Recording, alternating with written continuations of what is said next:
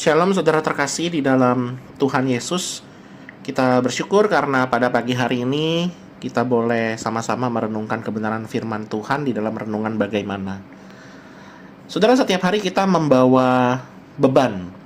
Ada beban pekerjaan yang menumpuk, beban keluarga yang membutuhkan perhatian, beban masa depan yang tidak pasti, dan beban hati yang tidak bisa kita ceritakan kepada siapapun. Kadang kita merasa seperti berjalan sendirian, memikul semua itu tanpa tahu sampai kapan. Karena itu mari kita membaca dua ayat yang akan menjawab akan permasalahan ini dari Mazmur 67 ayat 2 sampai 3. Kiranya Allah mengasihani kita dan memberkati kita. Kiranya Ia menyinari kita dengan wajah-Nya supaya jalanmu dikenal di bumi dan keselamatanmu di antara segala bangsa. Kemudian dari Mazmur 68 ayat 20, terpujilah Tuhan, hari demi hari Ia menanggung bagi kita, Allah adalah keselamatan kita. Kedua Mazmur ini mengingatkan kita tentang dua hal yang seringkali kita lupakan, bahwa berkat Allah bukan hanya untuk kita nikmati sendiri, dan bahwa Allah adalah pribadi yang setiap hari menanggung beban kita. Mazmur 67 adalah doa yang indah. Pemazmur memohon pengasihan dan juga berkat Allah. Tetapi tujuannya bukan supaya dirinya nyaman.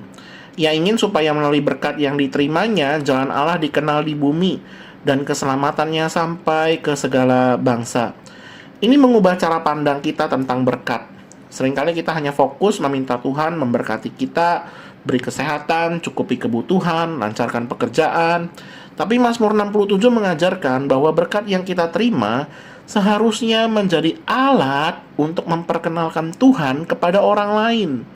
Ketika hidup kita diberkati, orang di sekitar kita seharusnya melihat kebaikan Allah melalui kita.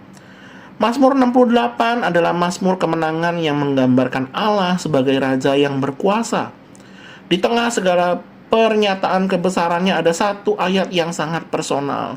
Terpujilah Tuhan, hari demi hari Ia menanggung bagi kita, Allah adalah keselamatan kita.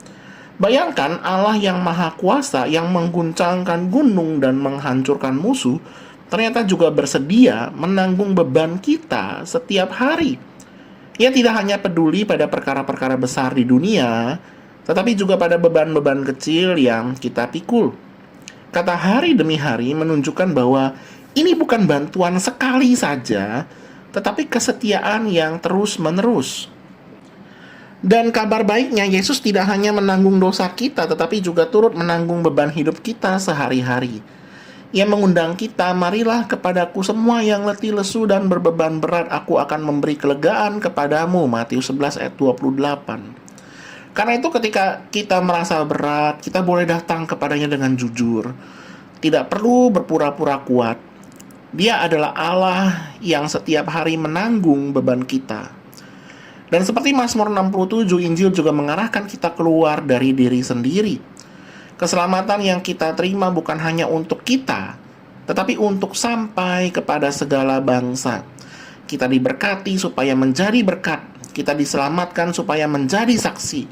Dalam kehidupan sehari-hari ini berarti kita tidak hanya sibuk dengan urusan kita sendiri, tapi juga peka terhadap kebutuhan orang di sekitar kita.